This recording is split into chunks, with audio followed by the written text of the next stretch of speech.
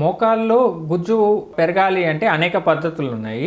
ఇప్పుడు లేటెస్ట్‌గా మనకి మోకాల్లో గుజ్జు పట్టేదానికి కొన్ని సప్లిమెంట్స్ అనేవి విస్కో సప్లిమెంట్స్ అంటాము. సో, ఆ మందులతో పాటు విస్కో సప్లిమెంటేషన్ ఇంజెక్షన్స్ కూడా అందుబాటులో ఉన్నాయి. సో, ఆ మందుల్లో మనకి గ్లూకోసమైన్, కాండ్రాయిటిన్ సల్ఫేట్, డయాసిరిన్ ఈ మందులతో పాటు కొలాజిన్ సప్లిమెంట్స్ అనేవి మనకి అందుబాటులోకి వచ్చినాయి. సో, ఈ టాబ్లెట్స్, ఈ కొలాజిన్ సప్లిమెంట్స్‌తో పాటు కొన్ని న్యూట్రాస్యూటికల్స్ అంటే కొన్ని ప్రోడక్ట్స్ లైక్ వితానియా సామ్నిఫెరా, దాంతోపాటు ఈ పసుపు, అల్లము, దానిమ్మ వీటి ప్రోడక్ట్స్ నుంచి కొన్ని మందులు ప్రిపేర్ అయ్యి ఈ కొలాజిన్ అనే సప్లిమెంట్స్తో కలిపి తీసుకోవడం ద్వారా కూడా ఈ గుజ్జు మనకి పెరిగే అవకాశం ఉంది. సో, ఇవి ఎన్ని రోజులు తీసుకోవాలి అంటే కనీసం 3 నెలల నుంచి 6 నెలలు తీసుకోవాల్సి ఉంటుంది.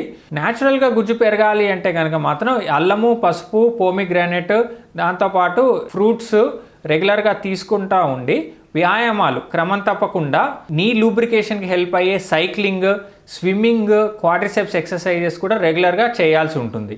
అలా కాకుండా మోకాల్లోకి గుజ్జు పెరగడానికి ఇంజెక్షన్స్ కూడా అందుబాటులో ఉన్నాయి. దాన్ని మనం హైయాల్యూరోనిక్ యాసిడ్ ఇంజెక్షన్స్ అని మనం అంటాం. సో, ఈ హైయాల్యూరోనిక్ యాసిడ్ ఇంజెక్షన్స్ అనేది 2 రకాలు.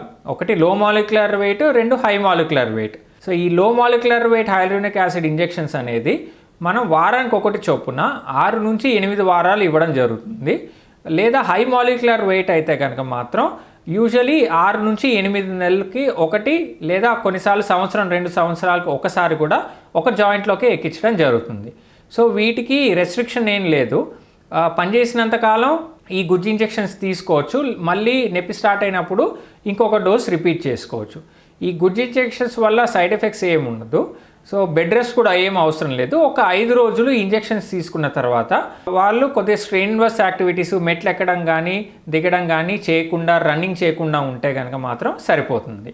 ఈ గుజ్జు ఇంజెక్షన్స్ పనిచేయడానికి యూజువల్గా 6 వారాలు టైం పడుతుంది. ఒకవేళ ఈ గుజ్జు ఇంజెక్షన్స్తో పాటు 6 వారాల తర్వాత కూడా వీరికి ఈ ఉపశమనం పొందట్లేదు అంటే మాత్రం ఈ ఇంజెక్షన్స్ పనిచేయలేనట్టుగానే మనం పరిగణించాల్సి ఉంటుంది. అలా కాకుండా ఇప్పుడు లేటెస్ట్గా పిఆర్పి ఇంజెక్షన్స్ అనేది ప్లేట్లెట్ రిచ్ ప్లాస్మా థెరపీ అనే ఇంజెక్షన్స్ అందుబాటులో ఉన్నాయి. సో, ఈ ప్లేట్లెట్ రిచ్ ఇంజెక్షన్స్తో పాటు గ్రోత్ ఫ్యాక్టర్స్ అంటే ఈ ఏదైతే కార్టిలేజ్ రిపేర్ చేయడానికి కావాల్సిన గ్రోత్ ఫ్యాక్టర్స్ ఉన్నాయో అవి ఎక్స్ట్రాక్ట్ చేసి మోకాల్లోకి ఎక్కియడం జరుగుతుంది. దాని ద్వారా కూడా ఈ గుజ్జు పెరిగే అవకాశం అయితే పుష్కలంగా ఉన్నాయి. కొలాజిన్ సప్లిమెంట్స్ అనేది మనకి పౌడర్ రూపంలో కానివ్వండి, లేదా క్యాప్సూల్ రూపంలో కానీ అందుబాటులో ఉన్నాయి. సో, ఈ పౌడర్ రూపంలో అయితే కనుక రోజు ఉదయం పూట కొద్ది గోరువెచ్చని నీళ్ళల్లో లేదా పెరుగులో కూడా కలిపేసుకొని తీసుకుంటా ఉంటే మాత్రం 3 నుంచి 6 నెలల్లో కాస్త గుజ్జు పెరిగి పేషెంట్కి నొప్పి అనేది తగ్గుతూ ఉంటుంది. అలా కాకుండా ఇప్పుడు వేరే గ్లూకోసమైన్ కానీ, కాండ్రాయిటిన్ సల్ఫేట్ కానీ అవి రోజు 6 నెలల నుంచి సంవత్సరం తీసుకోవచ్చు. షుగర్ ఉన్న పేషెంట్స్ మాత్రం గ్లూకోసమైన్ టాబ్లెట్స్ మాత్రం తీసుకోకపోవడం మంచిది. విటమిన్ డి కూడా వారానికి ఒకటి 8 వారాల చొప్పున వాడాల్సి ఉంటుంది. దాంతోపాటు కాల్షియం రెగ్యులర్గా తీసుకొని పేషెంట్స్ కూడా కాల్షియం సప్లిమెంటేషన్స్తో పాటు ఈ విటమిన్ B12 డైట్ ముఖ్యంగా 2 గ్లాసులు పాలు, ఎగ్, పాలక్, నాన్ వెజ్, ఈ అల్లము, పోమిగ్రానైట్, పసుపు తీసుకోవడం కూడా ఈ గుజ్జు అనేది పెరిగే అవకాశం ఉంటుంది. అలా కాకుండా ఇప్పుడు బాగా సెకండ్ స్టేజ్లో ఉంటే కనుక మాత్రం ఇప్పుడు కొత్తగా కీ హోల్ సర్జరీ అనేది ఉంది. సో, ఈ కీ హోల్ సర్జరీ అంటే మనం జాయింట్ లోపలికి వెళ్ళి ఎక్కడైతే డ్యామేజ్ అయ్యి అరిగిపోయి ఉన్న కార్టిలేజ్ని రిపేర్ చేయడంతో పాటు ఈ గుజ్జు ఇంజెక్షన్స్ ఇవ్వడం జరుగుతుంది.